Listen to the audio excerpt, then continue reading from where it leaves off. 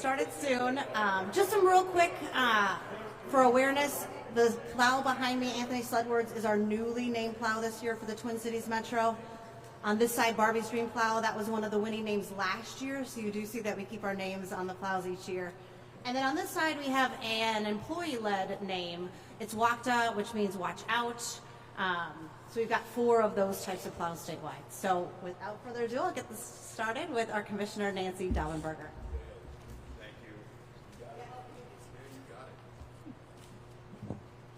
Good morning, everyone. I'm Nancy Daubenberger, privileged to serve as the Commissioner for the Minnesota Department of Transportation. Thank you all for being here today for this really fun event. We're excited to announce the new round of Snowplow names. And for the announcement of the winning Snowplow names, it is now my honor to ask our Governor Tim Walz to come to the podium for that announcement. Welcome, Governor. Thank you. Well, thank you, Commissioner. Thank you, all the MnDOT employees, and we're here especially to thank the folks you see behind us, part of the nearly 1,600 professionals that man and women, 800 snowplows across Minnesota. The folks who are out there at the worst times to make sure that everybody gets home safe. Everybody's able to travel our roads. And so this is a fun time for us to name plows, which I will tell you, other governors do acknowledge they stole the idea from us at MnDOT.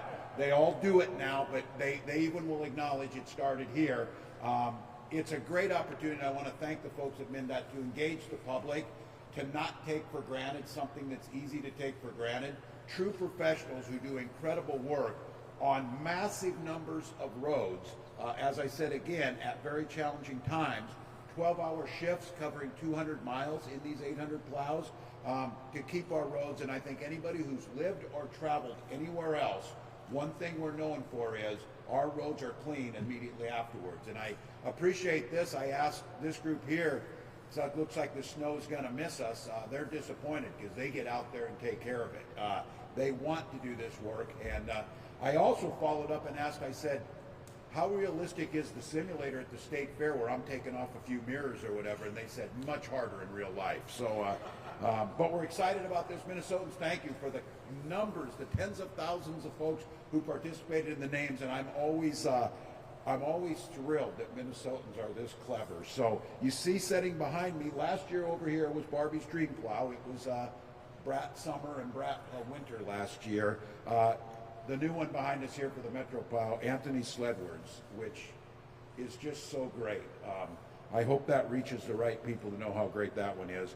Statewide plows, you're going to see Snowplow going around for you.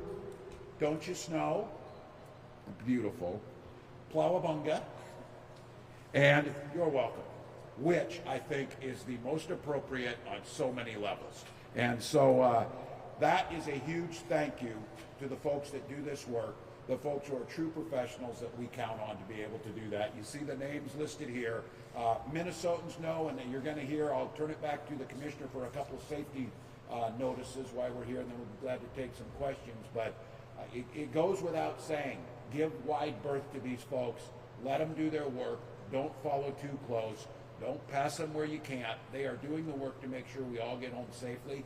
Don't make their jobs any harder than they already are, and we're just incredibly grateful. With that, I'll turn it back to the Commissioner for a couple safety notes. We'll take some questions. Thank you, Governor. You know, and each season we have a lot of fun coming up with and soliciting for very fun, creative names for our snowplows. But also, it is a great opportunity to spotlight the hard work and dedication of our snowplow operators. And I call them snowplow operators because they're not just out there driving plow trucks across the system. They are operating some pretty sophisticated equipment. And it is hard work that they do out there. It's very important work, and we have nearly 1,600 snowplow operators statewide.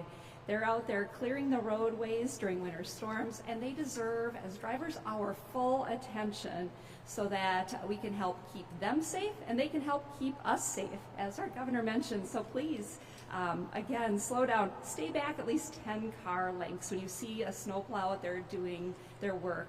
They need that space to do their job, and we want you to stay safe as well. So please give them that space. And even though we haven't had a whole lot of snow this season, hoping for more to come, we've got a lot of winter ahead of us.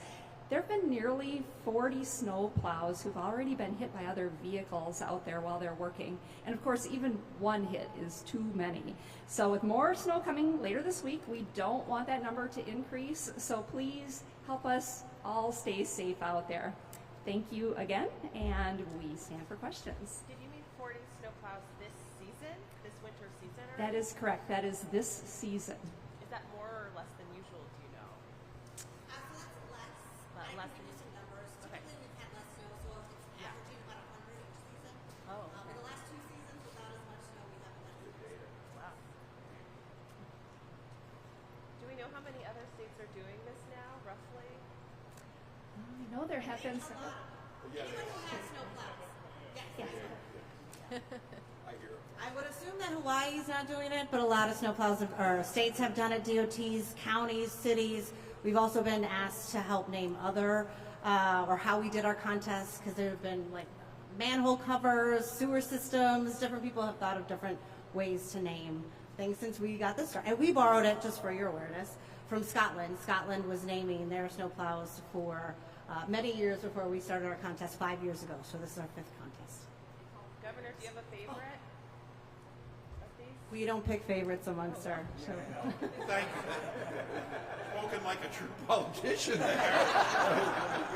I'm always just amazed at the creativity. And look, many times, you know, these things, they're timely in that. I wonder 10 years down the road, the Barbie's Green Plow, and after we win an NBA championship, this one will be more, will be known. So there you go. Go off topics. All right. Sure. Yeah. I wanted to ask you, Governor, about the pending compacts with the tribal nations Yeah. for and the marijuana Yep. dispensaries and sales, and how close are those to finalizations, and what do you say to some people who are frustrated that because of the delays in the state's rollout, some of the tribal nations may get a head start in off-reservation? Well, stores? since this has never been done before, I keep saying this, there's no timeline to measure it against. We know a lot of other states have done it, and they've had a lot of problems. We follow the law as it was written. Some of the changes and delays came because of a court case that was adjudicated, but when it comes to the tribal compacts, this was written into the law. They're being carried out. I'm really grateful for where they're at. I think I don't want to get ahead of them. I think they're very close. And I have spoken with all the tribal nations over the last week in my consultations with the presidents and the councils and the chairs. I think they feel very confident that they're getting there. They're great partners in this. They know how to do this. Many of them are ahead, obviously, and that's the way it was set up for them and their sovereignty to be cultivating. So I think we're in good shape, and I think they'll be executed in the near future. And I think that's the first step in a much broader market that is going to be big, and it'll shake itself out over time.